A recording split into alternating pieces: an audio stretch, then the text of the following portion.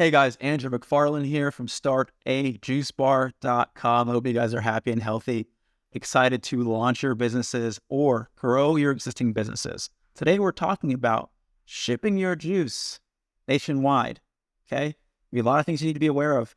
And before I dive in, if you guys are new, you don't know who I am or what we do, over the last 12 years, myself and our company has had the pleasure of supporting hundreds of people just like yourself launch smoothie concepts, juice bar concepts, acai bowl businesses, juice trucks, you name it, we've done it. So all the information on this channel is coming from this wealth of experience.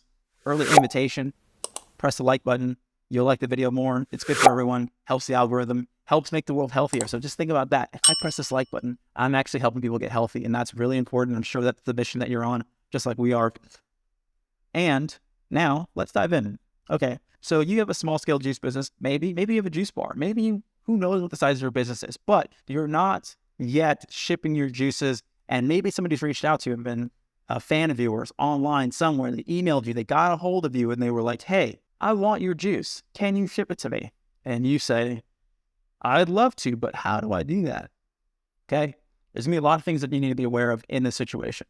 Now, the first thing that I'll say is me personally, I usually wouldn't ship juice for a few reasons. One, with my company, we use glass, and that meant two things. One, the glass could break when it was being shipped, and the last thing that I would want is for someone to receive a box of juice and it just be broken glass. That's not going to be a good experience for them. It's not going to be a good experience for us. And on top of that, if we were to ship the juice, because it also is glass, it's going to be very heavy and therefore very expensive because we have to overnight this juice as well. So a product that's very fresh and raw, like a juice in a glass bottle, isn't going to be the best thing to ship. So I didn't want to compromise personally on the glass. I just said, you know what? Let's look and see if we can find a company that's close by to you. XYZ Juice Bar. They're not too far. Maybe they're willing to ship, or they're in your neighborhood. Go and check it out and connect with them. They'll be happy to help you. So that was my personal approach. But if you are at a place, maybe you have plastic and you want to ship stuff, okay, cool. Let's talk about this in a little bit more detail. So the first thing is, I suggest if you are going to ship a package, because you're going to ship it overnight and you're going to have it in a freeze-dried package, it's not going to be cheap. You're going to want to have some minimum order for people to purchase, okay?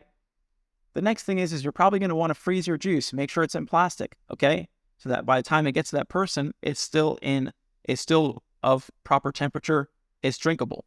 You're going to want to make sure that they're ordering a nice minimum. I would say generally something like 5-6 juices, probably minimum, to make it worth the shipping costs that they're going to pay and incur.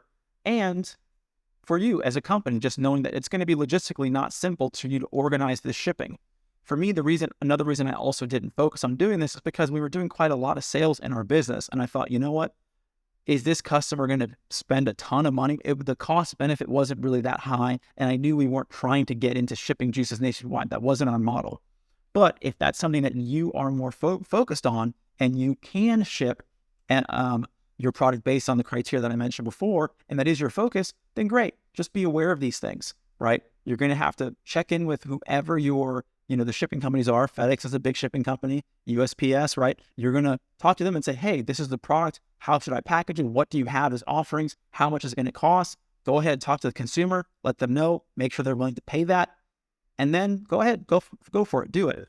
The thing to also be aware of in general is that there are going to be people nationwide or wherever you're at that just don't have access to juice bars. But then there are going to be people, most people, have some kind of access to people in proximity to them that sell juice.